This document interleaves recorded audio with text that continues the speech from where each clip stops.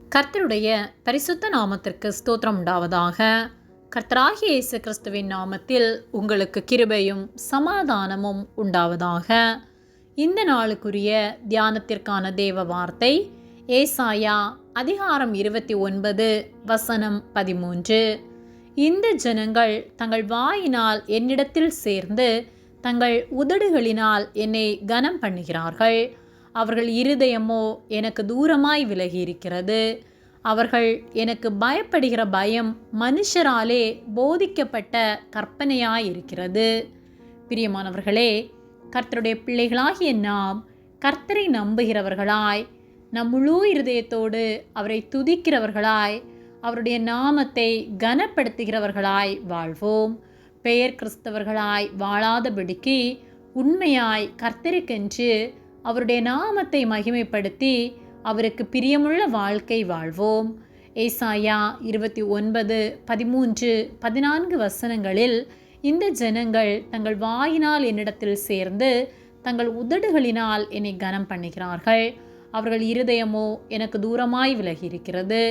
அவர்கள் எனக்கு பயப்படுகிற பயம் மனுஷராலே போதிக்கப்பட்ட கற்பனையாயிருக்கிறது. ஆதலால் இதோ நான் அற்புதமும் ஆச்சரியமுமான பிரகாரமாக இந்த ஜனங்களுக்குள்ளே ஒரு அதிசயத்தை செய்வேன். அவர்களுடைய ஞானிகளின் ஞானம் கெட்டு அவர்களுடைய விவேகிகளின் விவேகம் மறைந்து போகும் என்று ஆண்டவர் சொல்லுகிறார் என்று சொல்லப்பட்டுள்ளது. நம்முடைய வாயினால் கர்த்தருடைய நாமத்தை அறிக்கை செய்து நம்முடைய உதடுகளினால் கர்த்தரை கனம் பண்ணுகின்றோமா? இல்லை உண்மையாய் உள்ளத்தின் ஆழத்திலிருந்து அவரை நேசிக்கின்றோமா என்பதை நாம் சிந்தித்து பார்க்க வேண்டும். நம்முடைய இருதயம் கர்த்தருக்கு தூரமாக இருக்கிறதா? இல்லை கர்த்தரோடு கூட இசைந்திருக்கிறதா? நாம் கர்த்தரை பற்றி கொண்டு வாழ்கிற வாழ்க்கை வாழ்கின்றோமா என்பதை நாம் ஒவ்வொரு நாளும் சிந்தித்து பார்க்க வேண்டும். நம்முடைய இருதயம் கர்த்தருக்கு தூரமாக இருக்குமானால் கிறிஸ்தவன் என்றும் கர்த்தருடைய பிள்ளை என்றும் சொல்வதனால் ஒரு பயனும் இல்லை. நம்முடைய இருதயம் கர்த்தரோடு கூட ஒன்றிணைந்து இருக்குமானால் கர்த்தர் விரும்புகிற காரியம் என்ன, கர்த்தர் நம்மிடம் என்ன எதிர்பார்க்கிறார் என்பதை அறிந்து நம்முடைய வாழ்வை நாம் நடத்த முடியும். நாம் கர்த்தருடைய சித்தத்தை நிறைவேற்றுகிறவர்களாய் வாழ வேண்டும்.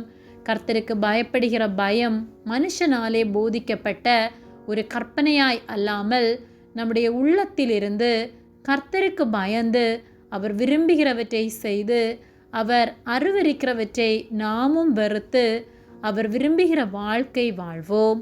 அப்பொழுது கர்த்தர் நமக்கு ஞானத்தை தந்து புத்தியை தந்து நம்மை ஆசீர்வதித்து நாம் வேலை செய்கிற இடங்களில் நாம் கையிட்டு செய்கிற எல்லா காரியங்களையும் கர்த்தர் ஆசீர்வதித்து நம்மை மேன்மைப்படுத்துவார். ஆகவே கர்த்தருக்கு உண்மையாய் இருதயத்தின் ஆழத்திலிருந்து அவரில் அன்பு கூர்ந்து அவருக்கு உண்மையாய் வாழ்வோம். அவருக்கு பயந்து அவர் வார்த்தைகளை கைக்கொள்வோம். கர்த்தர் நம்மையும் நம் சந்ததியையும் ஆசீர்வதித்து நடத்துவாராக. ஆமேன். ஜெபம். எங்களை அதிகமாக நேசித்து வழிநடத்தி வருகிற எங்கள் அன்பின் பரிசுத்த பிதாவே, இந்த நாளையும் நாங்கள் காணும்படியாக நீர் எங்களுக்கு ஜீவனை தந்து தயவு பாராட்டி எங்களை பாதுகாத்து பராமரிக்கிற உம்முடைய அன்பிற்காக உமக்கு நன்றி செலுத்துகின்றோம். இந்த காலை வேளையிலும் உம்முடைய சத்திய வார்த்தைகளை நாங்கள் தியானிக்கும்படியாக நீர் எங்களுக்கு தந்த இந்த நேரத்திற்காக நாங்கள் உமக்கு நன்றி செலுத்துகின்றோம். நாங்கள் தியானித்த வார்த்தையின்படியே மனுஷன் பார்க்கும்படியாக, மனுஷன் போதிக்கும்படியாக உம்மை நாங்கள் பெயருக்கென்று மகிமைப்படுத்தி வாழாமல் உண்மையாய் உள்ளத்தின் ஆழத்திலிருந்து உம்மை துதித்து உம்முடைய நாமத்தை மகிமைப்படுத்தி உமக்கு உண்மையாய் வாழ நீர் உதவி செய்யும்படியாய் ஜெபிக்கின்றோம். எங்கள் இருதயத்திலிருந்து உம்மை நேசிக்க எங்களுக்கு உதவி செய்யும்படியாய் ஜெபிக்கின்றோம். உதவி செய்கிற உம்முடைய அன்பிற்காக உமக்கு நன்றி செலுத்துகின்றோம். எங்களை உம்முடைய கரத்திலே ஒப்பு கொடுக்கின்றோம். இயேசுவின் நாமத்தில் ஜெபிக்கின்றோம் ஜீவனுள்ள நல்ல பிதாவே. ஆமேன். கர்த்தர் உங்களை ஆசீர்வதிப்பாராக.